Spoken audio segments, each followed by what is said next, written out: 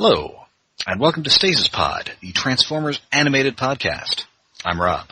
I'm Jen. I'm Alex. And I'm David.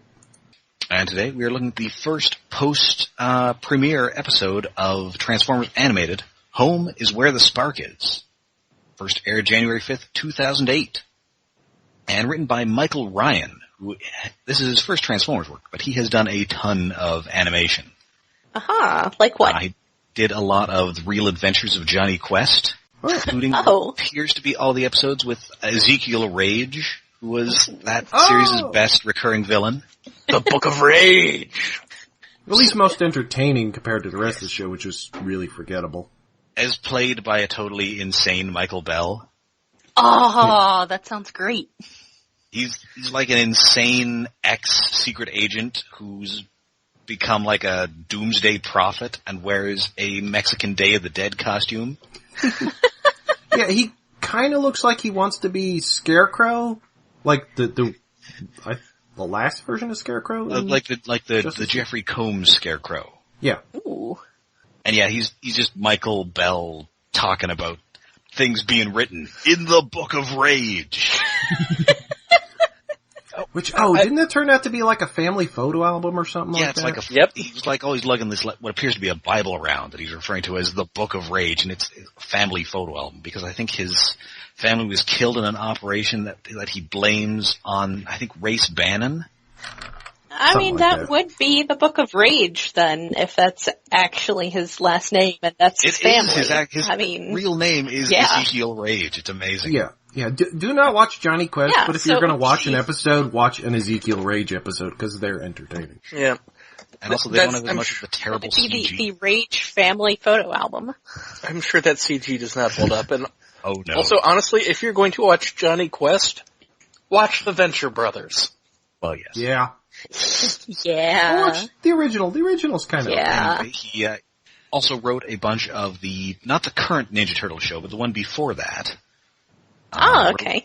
A bunch of Avengers, Earth Mightiest Heroes, and a bunch of Scooby-Doo Mystery Incorporated.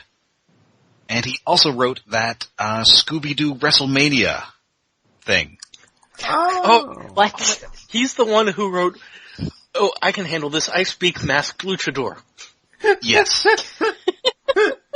Scooby-Doo WrestleMania Mystery, which is, I think, only the first Scooby-Doo wrestling crossover the first Hanna-Barbera wrestling crossover, because there was a subsequent one with the Flintstones. And then a third one, which was kind of a wacky races kind of thing. Oh, that sounds pretty good, actually. Wait, did it have Undertaker driving a giant monster truck? I would think he would drive like a hearse. Well, no, he should maybe drive a monster truck that's built on a hearse, or with a hearse body. I mean, I guess they've probably got him on a motorcycle, come to think of it. No, they don't want to remind people of that era. And that was another Scooby-Doo thing, even though it was a race. It was originally planned as a Wacky Races thing, but they decided they wanted to switch it to Scooby-Doo because they thought it would sell better that way. Yeah, I mean, I don't know how much cachet the Wacky Races have. And then they're working on a Jetsons one. Oh man, future wrestling. And in crazy retro future. So this guy wrote the joke of during the time when WWE was doing like a multi-year-long storyline of John Cena feuding with The Rock, the Scooby-Doo gang being chased by a runaway boulder and then jumping in from out of nowhere, his theme song blaring, John Cena coming in to stop The Rock. Sounds fantastic. What the hell? And we get, it's not quite a cold open.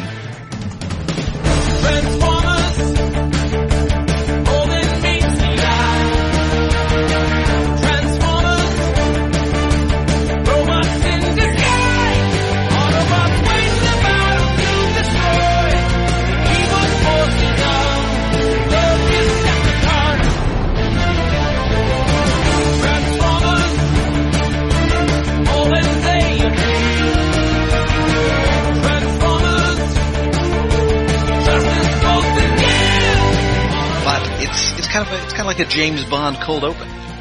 Wait, is that before the openings animation? It's not before the opening credits. It is before the opening credits in Bond movies, but it's an action vignette that's not really related to the rest of the show. Yeah. Well, the opening animation, have we really talked about it in previous episodes? We haven't really talked about it, no. It's good? It is pretty good. Yeah. And, there are multiple versions of it, but the version here is like, it's overlays of a short animated sequence that runs through a tunnel, spotlighting each character before it shows some Decepticons and other things. And it has possibly more than one, at least one specific reference to the Mighty Autobots opening. Because it has Bulkhead sitting down and just dumping something into his big opening mouth, like, I forget, was it Gort that does it in Mighty Autobots? One of the robots. There's a fat purple robot that has a jaw like Bulkhead in Mighty Autobots. Man. I know references. of the Mighty Autobots. Yeah, it's short. It's all on the internet somewhere to watch. Oh. Because I forget if it was ever actually released on video in any form. That may have to be one of our, between seasons, episodes. Oh, yes. Ooh. I mean, I'm pretty sure I have seen Derek Wyatt talking about it, so it's not unreasonable to say that it's an influence. Yeah, he's a fan because it was an American version of, I forget what anime. Godmars or something. There was the toys for the robots that was in Japan. It was an entirely different show. And then they made 13 new episodes of Mighty Autobots. It was a completely different show, recolored the robots, and they were going to have actual toys that never actually came out. And it was directed by Osamu Dezaki, who's one of the best directors ever. Yeah. Which is probably why Derek Wyatt likes it, because it's an animation classic that is forgotten because nobody saw it when it was originally on. Aww. Anywho, into the cold open. Yes, and this is the first of several costumed supervillains we get in this series. It is the Angry Archer. Oh, yes! This is the best. It's pretty great. Well, yeah, cause it's another digression here. This is a digression-filled episode, cause he's named after an actual Hasbro employee. And designed after. Yes, like the Transformers guy, Aaron Archer. Mm-hmm. You can, without context, you could see this guy and tell, he's supposed to be Aaron Archer. And according to the Allspark Almanac, his full name is Aaron A. Archer in universe. Well, it's Aaron Archer without a beard. I think he goes mostly bearded now. I do. He had a beard at the time, I do want to make, I don't think he had a beard at the time. Also, he did not. This reminds me, and I don't know if this is something that Alex has heard too, but one of these BotCon hangings out I did, Aaron Archer was talking about how on his Takara badge for when he's in Japan, it actually has his last name literally as the Japanese word for archer. So it's not just, katakana, it's just actually the Japanese word for archer, so they translated his last name. When you got a useful name like that, it's like an activity. Although sadly, Aaron Archer does not talk like this. No. Is it Jeff Bennett? It is Jeff Bennett doing his voice for Lord Bennett. Bravery. Yep. Yes. Oh, it's so hammy, so good. Because he has an English accent and he talks in fake old English. And he has a robot arm. Yes. Yeah. And he has his own mandolin theme music. Yes. Or no, apparently the wiki's telling me it's a harpsichord. Oh. And that is sort of a theme with the villains, the human villains, is that they do tend to have some sort of technological hook to them. Mm-hmm. Which, at least fits the setting and the whole thing that there are robots. Because he is otherwise dressed like Robin Hood. The most generic Robin Hood looking Robin Hood you can think of. It's great. Except he has a bow or a quiver full of green arrow style high-tech arrows. I love that instead of boxing glove arrows, he has ones that just turn into duplicates of his robot arm. Yes. Yes. Got like grappling lines, he's got laser arrows, he's got grenade arrows. Yeah. Totally normal things, like normal people have. His quiver has a glider built into it. Yes. Yeah. Like you do. So he's robbing an armored car in the middle of the night. Escapes with a bunch of dollar bill bags. And then, because he obviously assumes that he can escape on this passing fire truck, because the police would never stop a fire truck. Or as he says, where are we here? Victory is mine. Yon police would ne'er stop a fire truck from speeding to an emergency. Yes. Unfortunately, he is the emergency. Yes. Yes. And the fire As truck Optimus is Prime Optimus tells him. Prime. Oops.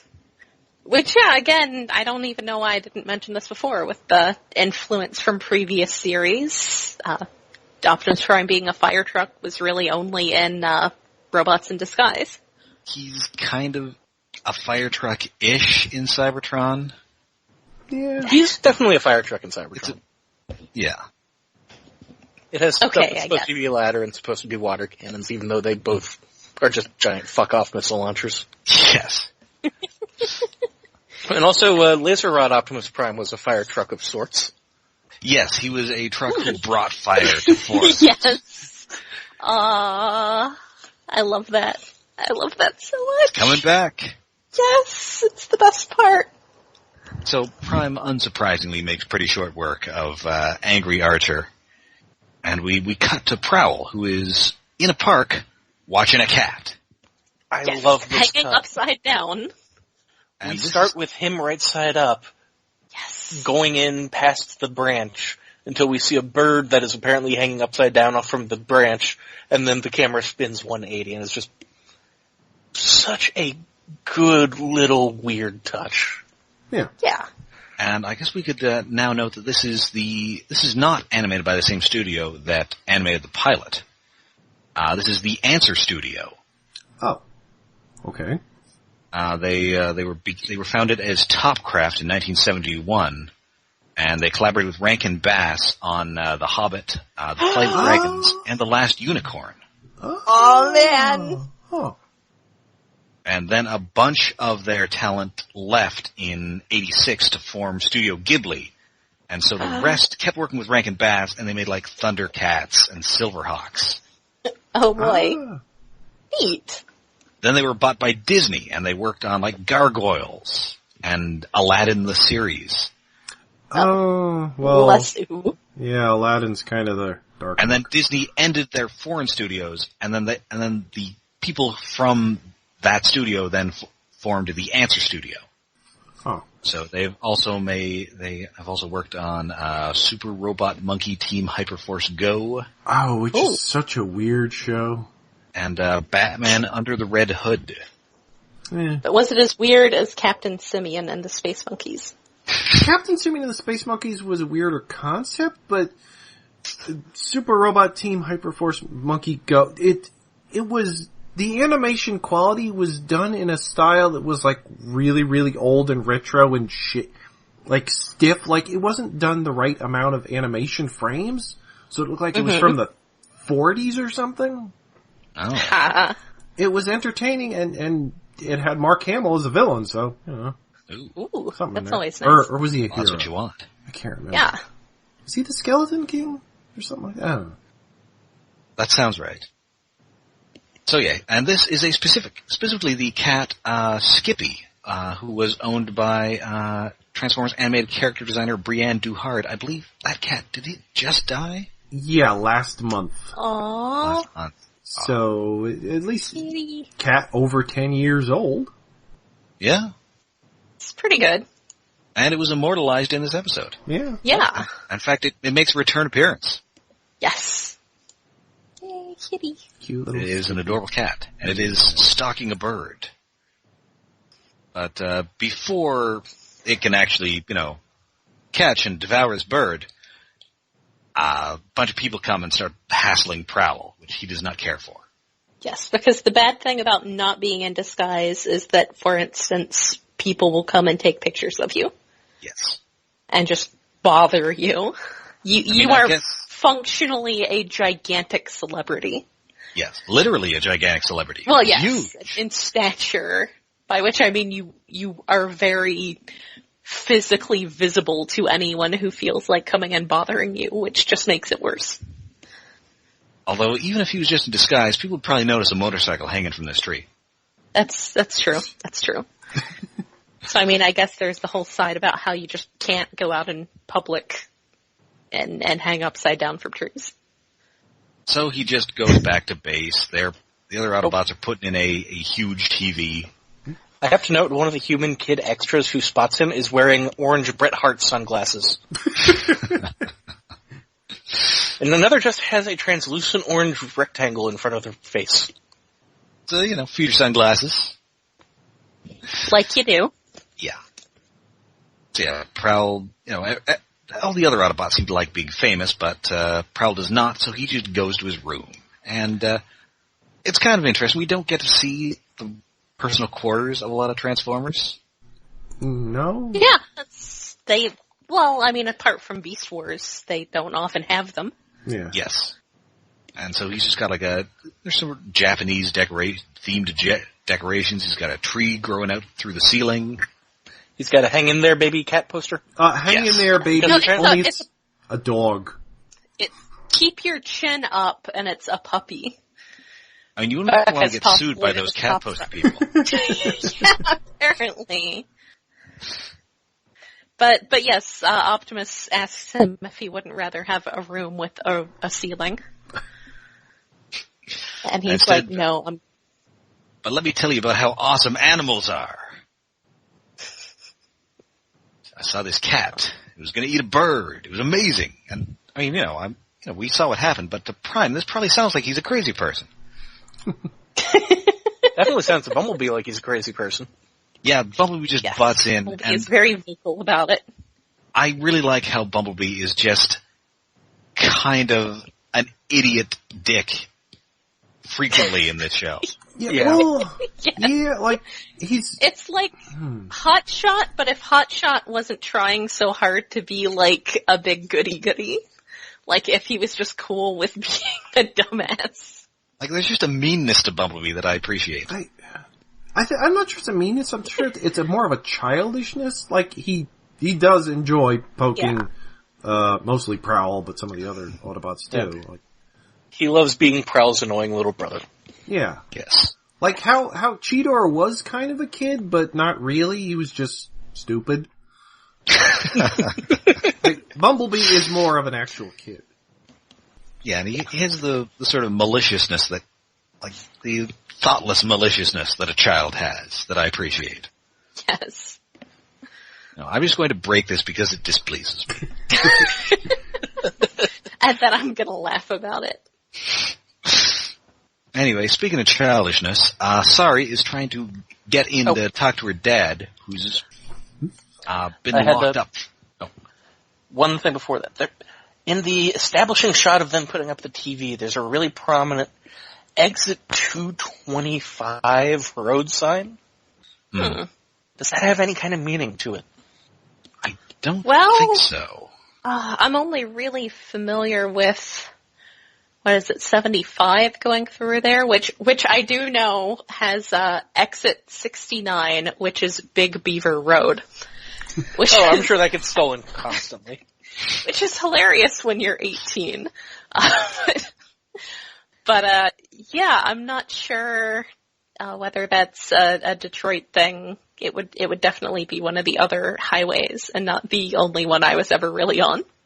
It's not in this episode, but I think eventually we do see a sign in the Autobot base directing people to the Detroit Olympia, which was the arena the Red Wings used to play in before they built Joe Louis. Ooh. Nice. Yeah. So yeah, Sari's trying to get in there because some DAC has, I guess, been in there for days. Yeah. without sleeping and or Worried eating. Worried about her dad. Yeah. Aw. So she uses the Allspark key to get in there. So finally, convinces him to get out because he hasn't slept or, she asks when the last time he ate was, and he has to ask her what day it is. Aww. Yeah. Same. And then eventually he does decide to maybe just an apple or maybe a cheese omelet, which makes me feel like a cheese omelet. Yeah. Wow. That's not fair, man. It's not even fair. But unfortunately, as they leave, some of that residual energy activates the world's biggest paperweight, by which I mean Megatron's head. Oh no. Also, giving a mischievous small girl a basically like magical lockpick is not the best idea, I would think. Oh no, we're going to find out that's a very bad idea. Sorry, your casual use of the God Key will doom us all. Yeah, seriously. Well, it's pretty much just has. Because Megatron has woken up. Yes, he still functions thanks to the power of static electricity. Like, why is that door sparking that much? And he kind of sounds like Max Headroom. Yeah. Yes. When he's first coming up, it's like that, yeah. And he gets some really cool energy crackling around him. Yeah. Speaking of the world's largest paperweight, for a project when I was in school, we were designing things that we would eventually get a sand cast at a local foundry. And I made this version of Megatron's head. Oh, neat. Nice. It is a cool-looking disembodied head. Yes, as disembodied heads go, this is pretty good. Half of his face is gone, and he has no jaw, I don't think. Yeah, so he kind of looks like Straxus's head, sort of. It is a little Straxus. Yeah. I was going to say, this is kind of a Derek Yaniger level of dismembered head going. Yeah. It's good. I like it. And although at least, despite him not having a jaw, we are still getting the dulcet tones of Corey Burton doing his Megatron voice. Yes, it's a good voice. Which is excellent. Yes.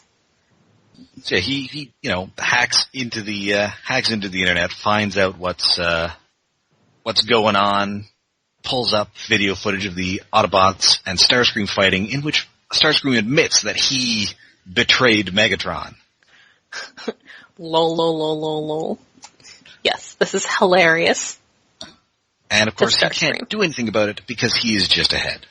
Also, Starscream admitting that he betrayed Megatron is one of those, like, conveniently well-edited,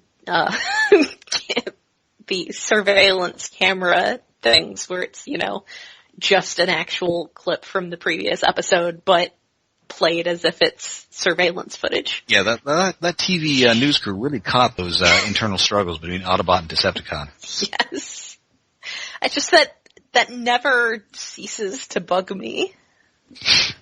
Well, it's like that Heart of Ice Batman the Animated Series episode where there's surveillance footage of Mr. Freeze becoming Mr. Freeze, and it cuts like 3 times to different camera angles. Yes. Who's working this camera? Seriously. Why? Why do they do this to me?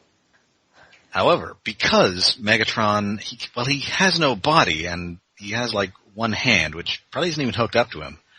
But because all these robots were made using his technology, he can control them. That's convenient. And so he seizes control of one of Sundak's pocket bots. Which, I don't know what these things are even for.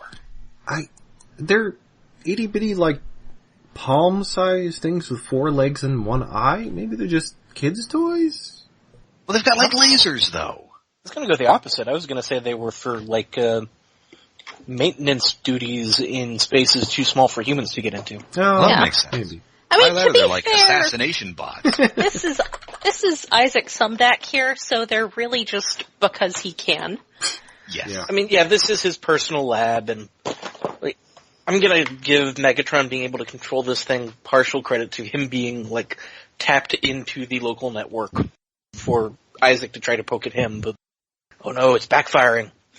And they also note later in the episode that they have biological characteristics. Yeah. Yeah, what? Is this related to the cockroach project? That's what I'm thinking.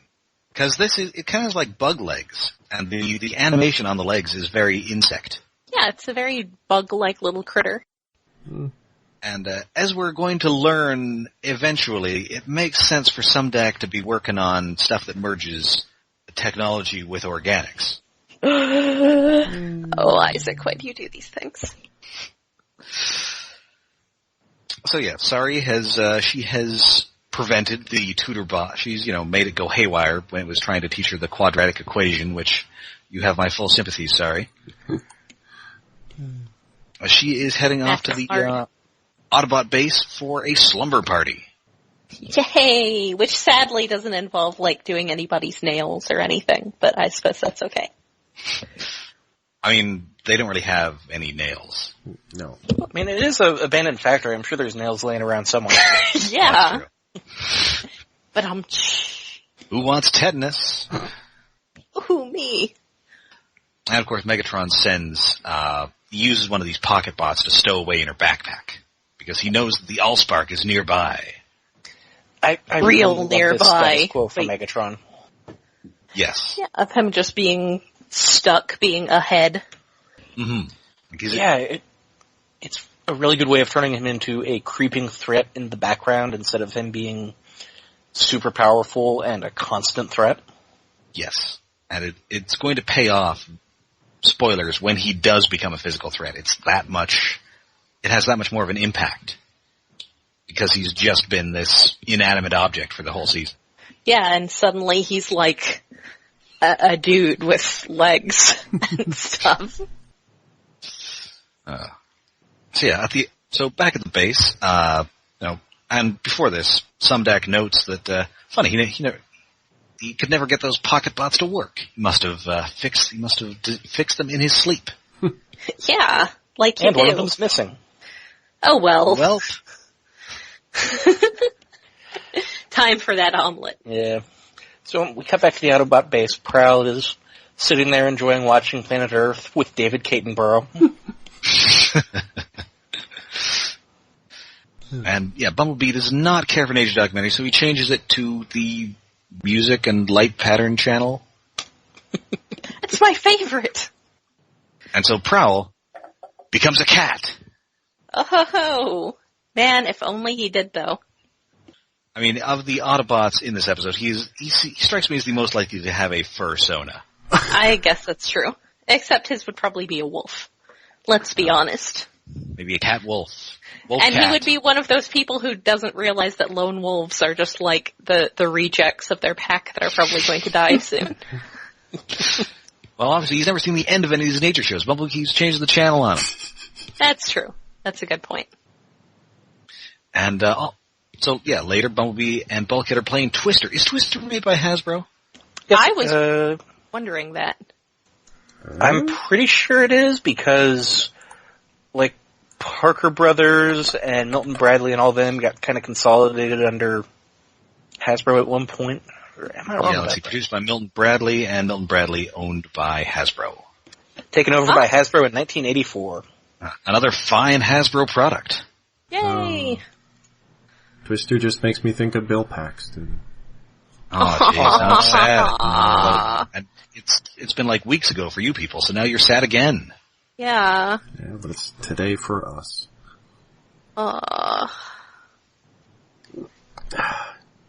Sorry for the downer. Sleepovers and games! Yay! Oh man, and Philip Seymour Hoffman's in that movie too. That's gonna be super depressing. Oh. He's the Dust Man. So, don't make any long-term plans, Carrie Elwes. Oh. Don't tempt fate. It's too much. Right. So yeah, they're playing Twister. Prowl is very good at Twister. Yeah. Because he's a ninja. Ninjas would be amazing at Twister. And Bumblebee's like, come back, you won. But, like, if he left, he clearly didn't win, because that's not how you win Twister. Yeah, no. Wait, how do you win Twister?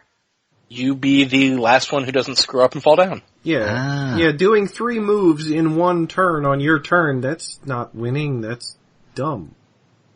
That's just a joining game in progress. Yeah. It's like Future Twister. Maybe the rules are different. Yeah. Maybe. So when does it get to the part where the Autobots make out? Well, we did get a tweet about that from last week, so I'm going to leave that one up to Jen. We'll get there. We'll get there. That's coming. It's, it's between scenes. I'm gonna say it's, Prowl and Bumblebee this time. I guess, yeah, out of the bots you have here, those I guess are the only ones you would ship? That could be interesting. Out of the base group? I mean, the joke is more that's what Twister's for, isn't it? Yes. Anyway, Megatron's watching all this and is all, oh my god, these idiots. How could they have the Allspark? Which, honestly, I mean, can you blame them? Yeah. And as it turns out, as Megatron's searching their base looking for it, I'm going to assume they put it back on the ship for safekeeping, which, good. Yeah. Yes. Don't keep it here. Although I guess it's unattended there, which is bad, but we don't have any Decepticons who can turn to boats yet, so we're okay. No. And also they have relatively good automated warning systems on that ship. Yes. Yeah. Well, as we're going to find out, they have pretty good motion sensors. So yeah, it's nighttime. Sari is telling spooky stories, even though the Autobots do not seem to have any concept of spookiness. No. Which you'd think they would, because, in most other ways, they are emotionally and psychologically like humans. I mean, I guess maybe they don't have a great concept of the supernatural.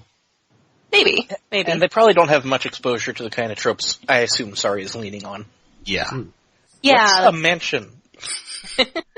What is a ghost? Depending on the series, what is night? Also that. Alternately, what is day? Why would they be scared of the dark? Can't they just turn on their night vision sensors? Anyway, she does manage to spook them by using her terrifyingly powerful arcane artifact for some spooky pranks. Yes, which is great. Yeah. It's not the wisest person to give this to. I love that it's only Bumblebee who freaks out. Yes. Yes. Like even Bulkhead, who we think might be a guy who'd be scared by this, they're not really that scared. But Megatron will show you the meaning of true fear. Oh god, that's such a good villain. Yeah, he's good at it. And so he decided, I can't find the Allspark, I'm just going to kill everybody. So he takes control of all the assembly line stuff. Yes. So yeah, we got a bunch of metal claws, got a bunch of rivet guns. Prime gets trapped by a big electromagnet. Bulkhead gets trapped by I guess it's a die press? It must be. Yeah, or whatever that thing was at the end of Terminator. This is not that realistic of factory equipment. No, it is definitely that thing that Sarah Connor uses at the end of Terminator. But the whole setup is like Megatron is the ghost in the machine playing Marvel's Arcade. Yes. Yeah. And then in a bit that I thought was neat, they use a blowtorch, like an automated blowtorch, and a bunch of gas canisters to use as missiles against Ratchet. Oh yeah, that was neat. Although They make missile noises. Although I'm not exactly sure, the way, it's a thing that gets used in movies sometimes, but usually you're breaking off the nozzle end and having it fly. This is doing it the other way around. Yeah, I'm not sure how that works, but Like breaking off the butt end of a gas tank. Future technology. In the future, this is how things will work. And this is hooked up to the motion sensors that they use for security, which are represented here by a bunch of pink laser beams, which it looks nice visually. Yeah. And I love how much they play with character designs, especially Bumblebee's for kind of action beats, down to, this looks like a job for wheels on heels. Yes, and he uses all 4 of his wheels in robot mode to drive around on his back. Yeah, it's always neat when you get that sort of thing, as long as it's not super weird and creepy, like somebody's door turning into an arm or something. Mm-hmm. Yeah. I think there was actually like a juvenile, large-scale toy of Bumblebee that could do that, but couldn't actually transform. I think you're right. Also, I love how Megatron singles out insulting Bulkhead for being an idiot. Yes. Oh. So, yeah, everybody's trapped except for Bumblebee, so Bumblebee must be guided through stillness and striking by Prowl. Yeah. Good luck, Prowl. Well, yeah, because Prowl almost makes it to shut off the console by starting and stopping with the motion sensors, but of course Megatron's got the little drone there, it can see him before he gets there. Yes. Yeah, which does make me wonder whether Megatron is controlling these things or commanding them. I think when he used the bot to drill into the machines, he kind of reprogrammed them. Okay. I think he has like a degree of control over maybe one of them. I'm probably giving it way too much credit for a thought, but... Because, yeah, if they rely on motion sensors, but... I mean, I guess also well, no, he's got his little bot that tells him where things are, so he can see it. But yeah, it's... I don't know. I'm thinking too hard. My thought is that they're mostly animated, but he can seize control. But just because there's so many of them, he couldn't control all those on his own. Plus, he's remote desktoping into another robot, which is remote desktoping into the factory controls. Yes. So lag on that must be awful. Yeah, not great. It's the future. They've got great Wi-Fi. Exactly. But shockingly, Bumblebee does actually manage to listen to Prowl for long enough to get to this control panel and destroy it. Good job. Good job, Bumblebee. But Megatron is not a good winner. And so he just cracks open a fuel tank, sets it on fire, but the Autobots huck it into the sky where it blows up. And gasoline only works like that because this is TV. Yeah, it's it should have already exploded because it's the fumes that explode, not the liquid that explodes. And it was already close enough, and they throw it in the sky, and it follows the thing. Optimus has fire retardant foam! This is very much John McClane blowing up an airliner with his Zippo lighter in Die Hard 2. Yeah. It just... Okay, sorry. Headset went down without warning. No, I thought good. I was worried that was just me. No. I knew exactly what it was because I know what that sound means. It means batteries are dead. When you hear the tone, turn the page. Oh. So it's an action scene that looks neat, but makes no sense because physics. Soundwave, you blundering, tape-filled idiot. Love that. Why is tape-filled an insult? So random and specific. Also, why is Megatron Mum-Ra? Well, yes, that too. Well, this is Stasis Pod, the G1 storybook podcast. Man, I actually think I have a copy missiles. of Jaws of Doom hanging around here somewhere. Our missiles. Our missiles. I had an Our Missiles moment earlier this week. Oh, identifying them via tfu.info?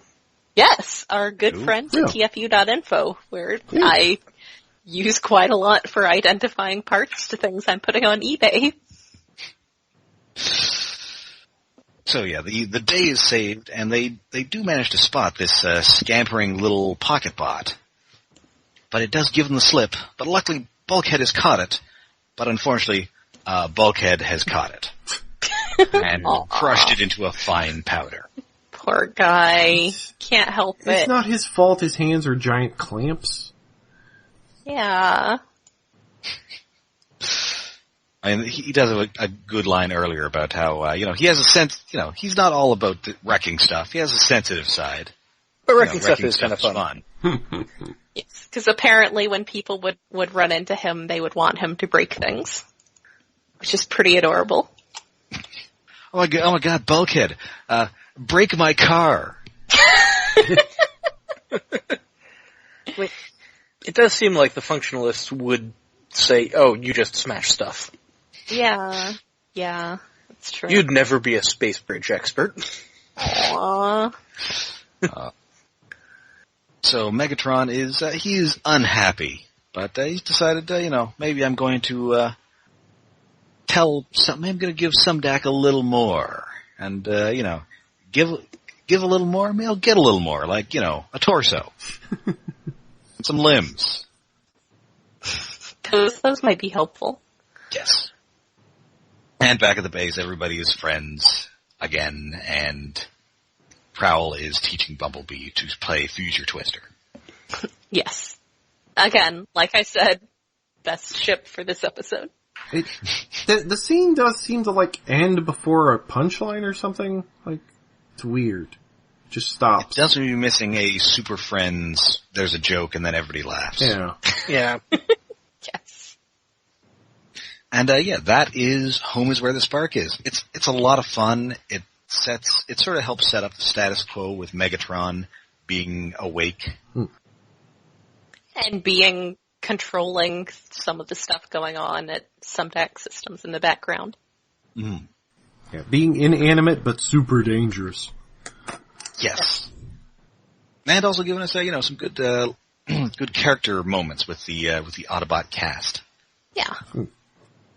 So that should do it for Home is Where the Spark is, but please join us next time when we experience a total meltdown. Ooh. Ooh. Oh, creepy human villains. Oh, creepy human villains played by Scandinavian character actors.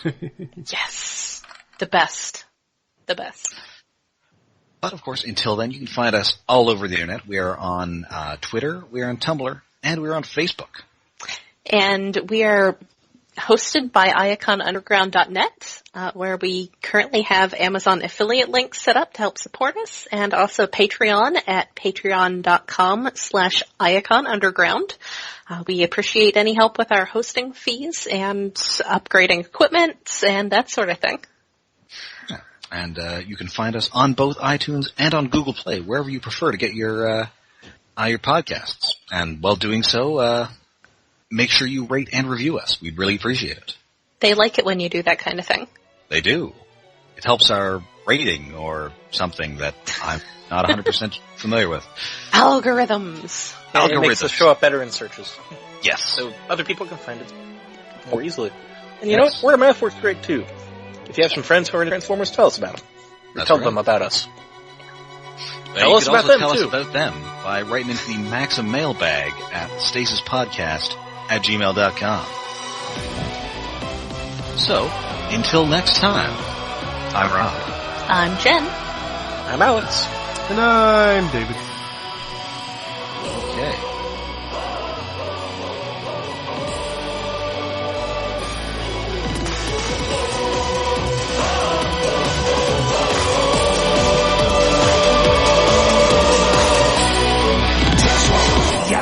彼方静寂を引き裂き星の眠りを呼び起こすのはどっちだ空目の前楽な魂たち逃げ場はないまっすぐに受け止めろ弱火やそれを処理して僕らは意識組み替えるその手を強く握り互いの絆信じて戦え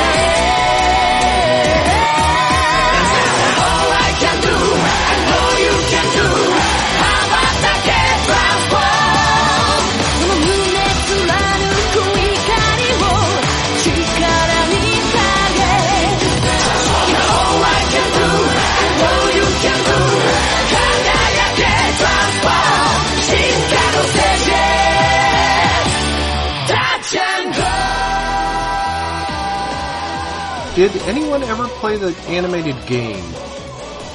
I did not. What was that for? DS. DS? Yeah, the DS. I had a flash card at the time, so I played some of it. Haha. I don't know, because the commercial was at the beginning of when I stuck in the DVD. And it was odd because it was Richard Epcar talking about it. I was like, wait, he isn't an animated? What the hell is he doing here? He was on Robots in Disguise.